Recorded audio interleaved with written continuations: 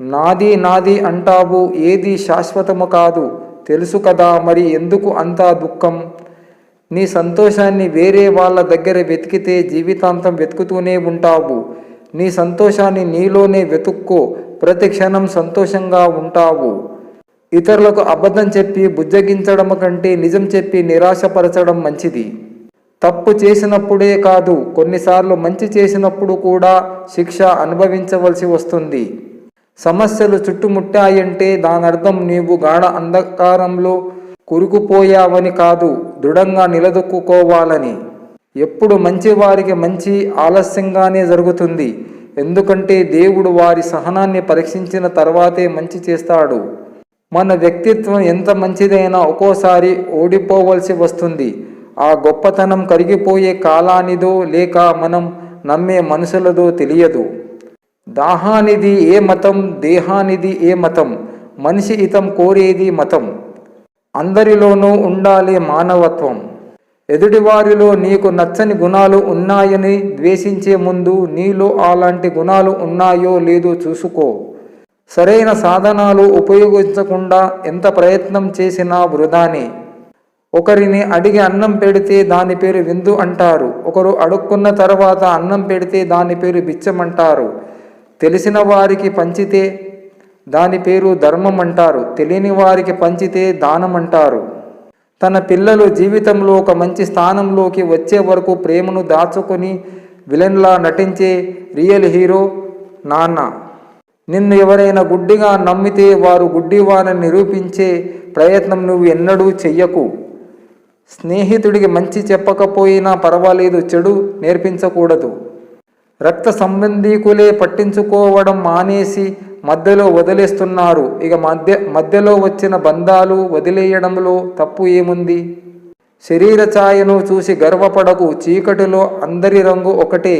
నీ సంపాదన చూసి ఎగిసిపడకు, మృత్యువు ఒడిలో అందరూ ఒకటే. మనిషన్నవాడు కష్టాలకు దూరంగా ఉండాలనుకుంటాడు, మనసున్నవాడు కష్టాల్లో ఉన్నవారికి దగ్గరగా ఉండాలనుకుంటాడు. నీ జీవితమే నీకు గురువు, ఎందుకంటే అది నీకు నిరంతరము పాఠాలు నేర్పుతూనే ఉంటాయి. మార్చలేని గతాన్ని గురించి ఆలోచించకుండా చేతిలో ఉన్న భవిష్యత్తుకై శ్రమించు. ఆవేశం మనిషిని అధముడిని చేస్తే ఆలోచన ఉత్తముడిని చేస్తుంది. నువ్వు నీ మనసు పూలవనం లాంటిది. అయితే నువ్వు వద్దు అనుకున్న గాలి సహాయంతో మరొకరికి చేరుతుంది. లక్ష్యం లేని జీవితం చుక్క నీరు లేని వాన లాంటిదే. ఏ లక్ష్యం లేని వాడు 100 తప్పులు చేస్తాడు. అందుకే జీవితంలో కొన్ని లక్ష్యాలను కలిగి ఉండటం ఎప్పుడు మంచిదే. తృప్తి కడుపు నింపదు. జీవితంలో ప్రతి ఒక్కరికి ఏదో ఒక లక్ష్యం ఉండాలి. అలా లేని మనుషులు సమాజానికి భారంగా తయారవుతారు. ఎప్పుడైనా మనసుకు దుఃఖం కలిగితే స్నానాలు మానేసి, అన్నం మానేసి, మాట్లాడడం మానేసి మూసి కట్టుకొని ఒక మూలన కూర్చుంటే దుఃఖం పోతుందా? పోదు కదా. మరి ఎందుకు అలా కూర్చోవాలి? హుషారుగా ఉండాలి. ఆ దుఃఖానికి కారణం ఏదో తెలుసుకోవాలి. పోయిన వాని గురించి బాధపడుతూ కూర్చుంటే ఉన్నవారు నిన్ను చూసి బాధపడుతూ ఉంటారు. ఏది మనది కానప్పుడు ఎందుకు అలా దుఃఖంలో కూర్చోవాలి? ఉన్న దాంట్లో తృప్తి పడేవాడు మహాత్ముడు, లేని దానికోసం ప్రాకలాడేవాడు రాక్షసుడు. పుట్టినప్పుడు ఏమీ పట్టుకరావు, పోయేటప్పుడు ఏమీ పట్టుకుపోవు. మూనాళ్ల ముచ్చట కోసం మోసాలెందుకు, ద్వేషాలెందుకు? నిజాయితీ లేని 100 మంది వెనుక వెళ్ళడం కన్నా నిజాయితీ ఉన్న ఒకరి వెనుక వెళ్ళడం మేలు. నీ కండలో బలం ఉంటే ఓ 10 మందిని కొట్టగలవేమో. అదే నీ మాటలో మనసులో మంచితనం ఉంటే 1000 మంది గుండెల్లో స్థానాన్ని సంపాదించుకోగలవు. ఒక్క క్షణం కూడా విశ్రాంతి లేకుండా శ్రమిస్తూ ఉండడం వలన మాత్రమే అన్ని చోట్ల ఎత్తులో ఉంటుంది గడియారం. బాధ పెట్టేవన్నీ నీలో ఏదో ఒక మార్పును తీసుకొస్తాయి. నువ్వు నీతిగా సంపాదించిన డబ్బు కంటే అవినీతిగా సంపాదించిన డబ్బు కోసమే మానసికంగా ఎక్కువగా కష్టపడాలి. జీవితంలో గురువులు నేర్పిన పాఠాల కంటే ఎదురు దెబ్బలు తిన్నప్పుడు మనం నేర్చుకున్నవే మనల్ని ముందుకు నడిపిస్తున్నావి. చేతిలో డబ్బు లేనప్పుడు బంధువుల ప్రవర్తన, ఓడిపోయినప్పుడు చుట్టూ ఉన్నవారి అవహేళన, బాధలో ఉన్నప్పుడు నమ్ముకున్న వారి నిరాధారణ అని నిత్యం మనం నేర్చుకునే పాఠాలే గుణపాఠాలే. ఇక్కడ మన కోసం తల్లడిల్లిపోయే ప్రేమలు ఏమీ లేవు. వాడుకునే బంధాలే అవసరానికి తప్ప. లైఫ్లో ఒకటి గుర్తుపెట్టుకో, ఇకనైనా మారాలి అనే క్షణం ఒకటి ఖచ్చితంగా వస్తుంది. దాన్ని సీరియస్గా తీసుకో. నిజం కొద్ది కాలం బాధించవచ్చు, కానీ ఒక అబద్ధం జీవితాంతం వేధిస్తుంది. నిజం చెప్పాలంటే ధైర్యం కావాలి. మూర్ఖులు ఎప్పుడూ ఇతరులను నిందిస్తూ కాలాన్ని వృధా చేసుకుంటారు, కానీ జ్ఞానులు ఆ నిందలను పట్టించుకోకుండా చిన్న చిరునవ్వును సమాధానంగా విసిరి తన పని తాను చేసుకుంటూ పోతుంటారు. విలువైన వాళ్లతో కాదు, విలువ తెలిసిన వాళ్లతో స్నేహము చెయ్యి. నువ్వు బాధపడే రోజు ఎప్పటికీ రాదు. కష్టం ఎప్పుడు ఉండిపోదు, సంతోషం రాకమానదు. అన్నింటినీ ఓర్పుతో భరించి కొన్నింటిని నేర్పుతో దాటి వెళ్ళడమే జీవితం. తలరాత బ్రహ్మది, తనువు తల్లిది, తపన తండ్రిది, కానీ మంచో చెడో బ్రతుకు నీది. కష్టం వచ్చిందని పైకి పోతావో లేదో, కష్టపడి ముందుకు పోతావో నీ ఇష్టం. నీవు దారి తప్పకముందే 1కి 10 సార్లు దారి అడిగి తెలుసుకోవడానికి ఏమాత్రమూ సిగ్గుపడకు. కాళ్ళపై పడడం కాదు, కాళ్ళపై నిలబడడం నేర్చుకో. ప్రపంచములో విలువైనదంటూ ఏదీ లేదు, మన మనసుకు నచ్చిన వారి నుండి మనం పొందే ప్రేమ తప్ప. ప్రేమ సముద్రము లాంటిది, ఆలోచనలు అంటువ్యాధి లాంటివి. మనం నెగిటివ్గా ఆలోచించడం మొదలు పెడితే నెగిటివ్గానే వస్తాయి, పాజిటివ్గా ఆలోచించడం మొదలు పెడితే పాజిటివ్గానే వస్తాయి. జీవితమే మహాయజ్ఞం. జీవితం ఓ అపురూపవరం. ఇది జగన్నాటకం. మనిషి తన కర్తవ్యాన్ని, జన్మ కర్మ కారణాన్ని పూర్తి చెయ్యాలి, కానీ మధ్యలో ఎన్నో అవరోధాలు దేవుడు ఎదుర్కోమని చెప్పాడు. ఒక సూక్ష్మం భూమి మీద చరాచరాలు తమ పాత్రలు బాగానే పోషిస్తున్నాయి, కానీ మనిషే ఎందుకు ఈ అలసత్వం? జీవితం మీద ఆకారణ ద్వేషం. లోకంలో జన్మించిన ప్రతి వ్యక్తికి ఓ పాత్ర ఇచ్చే పంపే వరకే దేవుడి పని. అలా లభించిన భూమికను మలుచుకునే అవకాశం మనదే. ఎదుర్కొంటావా, మధ్యలో వదిలేస్తావా? నిజానికి జీవితం ఓ మహాయజ్ఞం. శ్రద్ధగా నిర్వహించాలి అంతే. కురిసే వానకు లేదు స్వార్థం, పండే పంటకు లేదు స్వార్థం. స్వార్థం మధ్యలో ఉన్న మనిషికెందుకు? నీకు కావలసిన దానికోసం శ్రమించకుండా పోగొట్టుకున్న దాని గురించి ఏడవటం మూర్ఖత్వం అవుతుంది. అర్హతరహితమైన మాటల కన్నా అర్థవంతమైన నిశ్శబ్దం చాలా గొప్పది.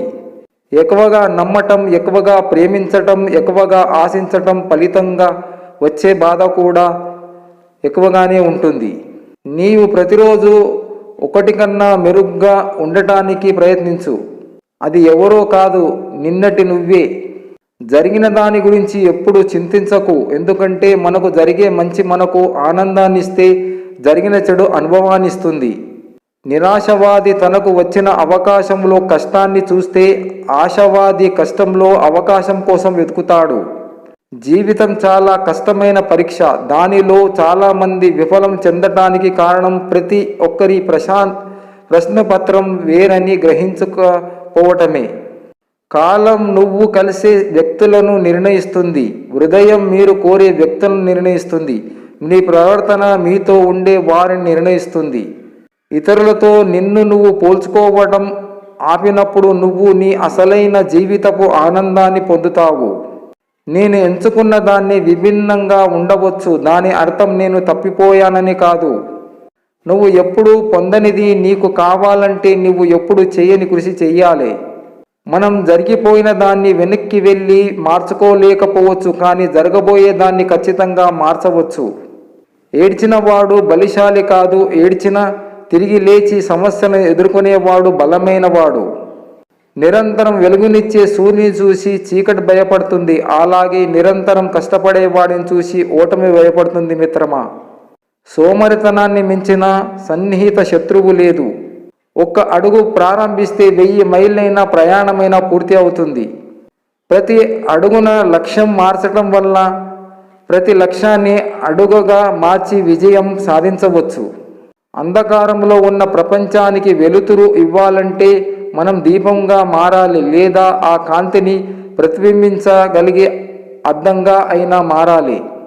అమ్మ ప్రేమకు ప్రతిరూపం పదిలంగా కాపాడుకో. ఆమెను శాశ్వతంగా పోగొట్టుకున్నప్పుడే ఆమె లేని లోటు ఎంత దుర్లభమో నీకు తెలుస్తుంది. మన అజ్ఞానం గురించి తెలుసుకోవడమే నిజమైన జ్ఞానం. అడ్డంకులకు కృంగిపోయే వారికి ఎప్పుడు అపజయమే వర్తిస్తుంది.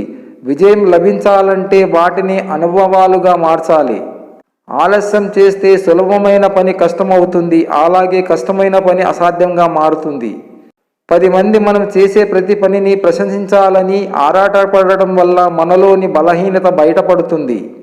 మన ఆత్మీయులతో పంచుకుంటే సంతోషం రెట్టింపవుతుంది, అలాగే విషాదం సగం అవుతుంది.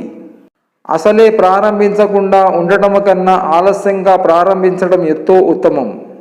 ఆత్మవిశ్వాసం లేకపోవటం అపజయాలకు గల ముఖ్య కారణం.